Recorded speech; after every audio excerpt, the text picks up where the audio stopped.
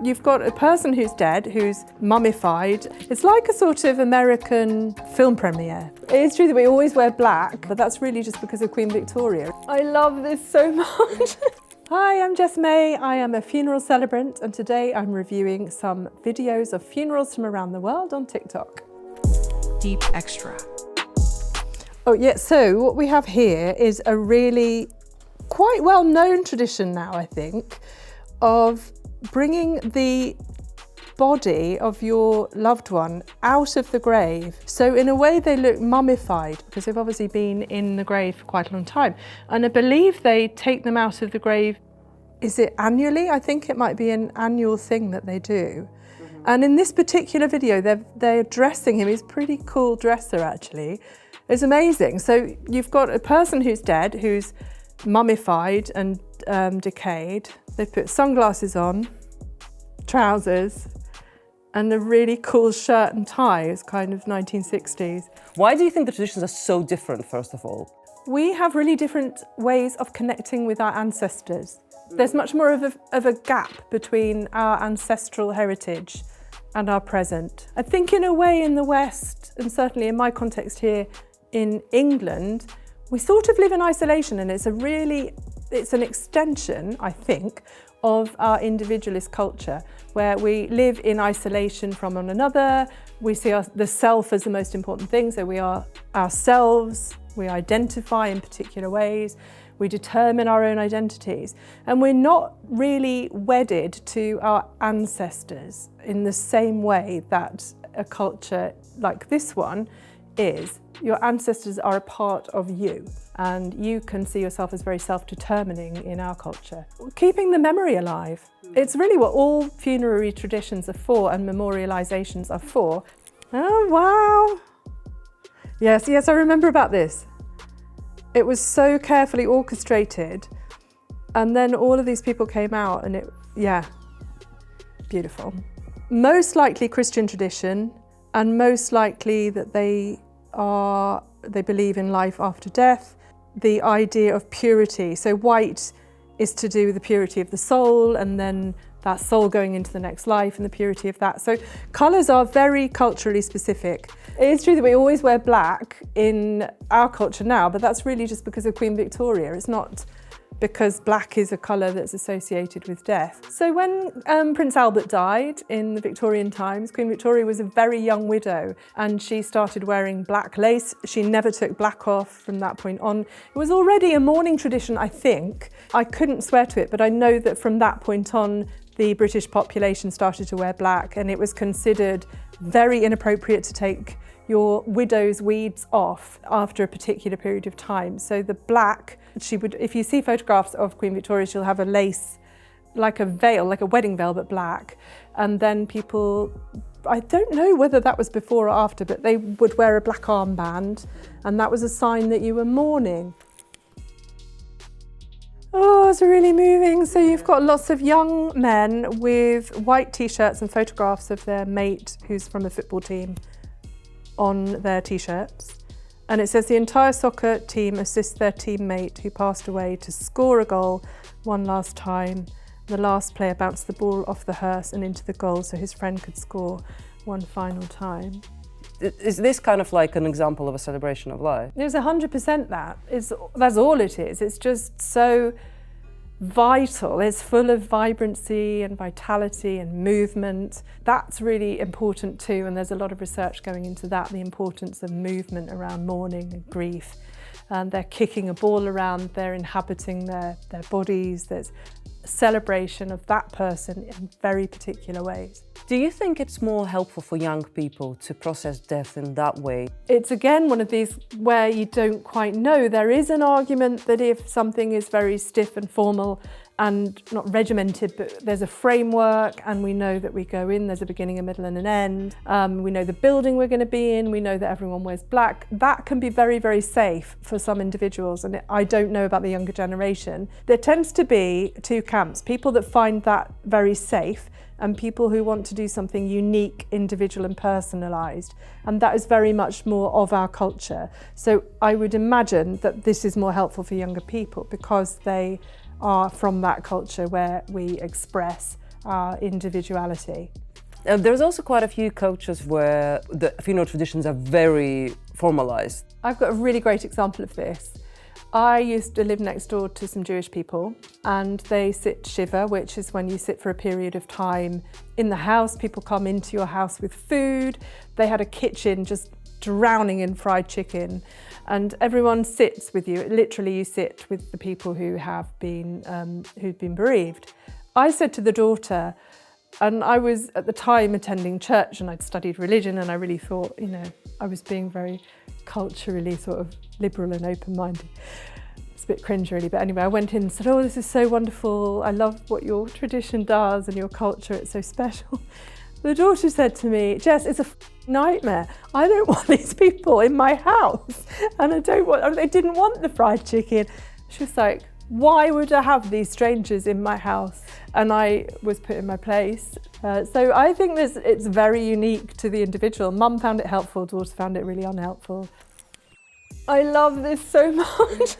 I'm absolutely loving this, by the way. This is my favourite thing, just funerary traditions. Fascinating. So you're in the city of Mexico, and it's the Day of the Dead, and you've all heard of the Day of the Dead. What's happening here is that people are visiting the graves of their dead, and it goes back to what we were talking about before around ancestors. Everywhere candles, everywhere flowers, and I know for a fact that people take picnics, and sometimes they take picnics for the people who have died who would have loved particular food.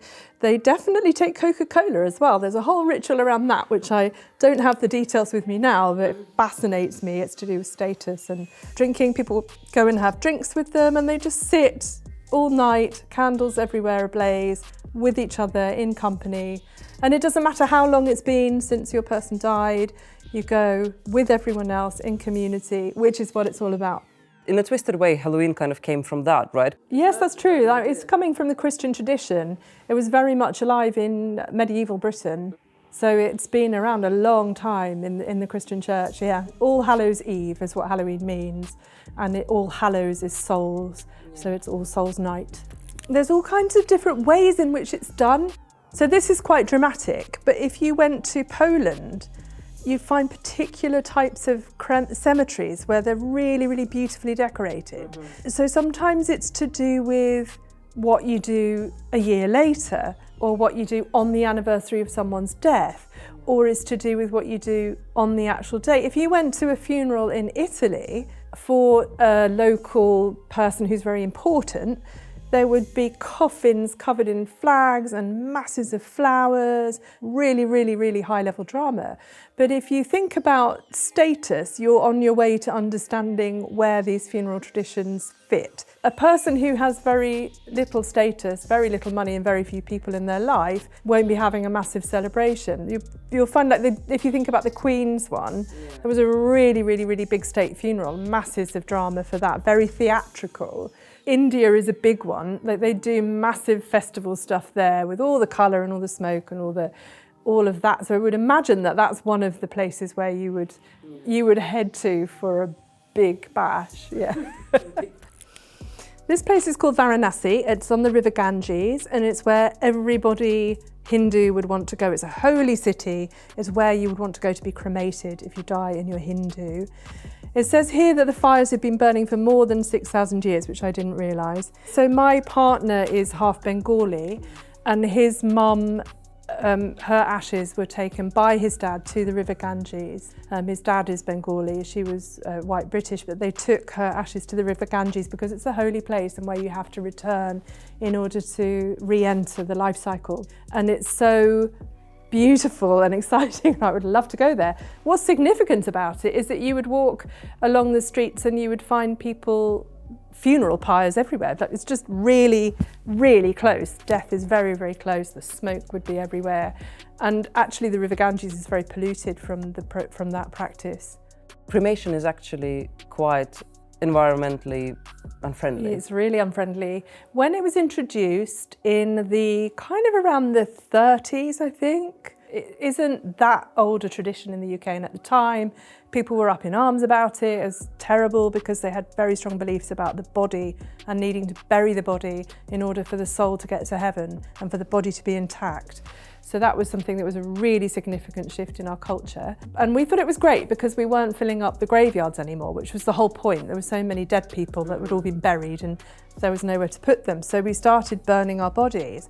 And we now know that it's environmentally very unfriendly. And I did have the exact number in my head, but it's like loads and loads of carbon, really, really bad. So the Varanasi thing is a very different matter. I think the reason it's so bad here is we've got these huge furnaces, but here they're burning them on open wood pyres, which is like stacks and stacks of wood and sticks. And people do bathe in it, and it's all to do with reincarnation and oneness, being at one with the water and at one with the universe and at one with each other. So you've got a very glammed up woman in heels and a very suave looking guy in a suit, going down a red carpet, 250 people going down a red carpet. This person's got end-stage cancer and they have a video going on when they're in there. It's like a sort of American film premiere. Do you think Americans are kind of at the front of the whole living funeral? Now you're asking. Well, there's a lot of stuff going on there, and that is where the positivity movement comes from. So you're looking at people getting involved in cryogenics and extending life and trying not to die. So there's a real wave of not wanting to die in the States, in certain parts of it, probably California, but I might be just being prejudiced. Are they ahead of us? Totally, they're ahead of us. They're always ahead of us with this stuff. Like we were saying, they're ahead of us with talking therapies. They're ahead of us with loads of things, and culturally they shift much more quickly in some areas than others. And so they're much more likely to embrace living funerals, and indeed they have. But we will catch up. We always catch up. We're normally about 10 years behind. Do you think something like that would happen in the UK? I feel like if you'd been on Love Island or you're some kind of really big, like that sort of person. Celebrity, yeah. Yeah, then maybe. But if you're talking about your average Bob and Mary, no. And the reason I'm saying no is because I know my culture, and I know that in my particular white British culture, it's very much not what you do. And I think really in British culture generally, you could probably say, broad stroke, anyone from any culture in the UK does not like showing off. So we don't like to be in front of the camera, we don't like to be at the front on the stage, so we have to always play ourselves down. And I think this is something that I'm going to come up against, is that people will be feeling like they don't want to be centre of attention, don't like the limelight, feel really awkward. So I think you might find in Britain that that would stand in the way. And also this, all the time, don't make a fuss. Don't want to be making a fuss. But really, it's for other people, it's not only for you, so.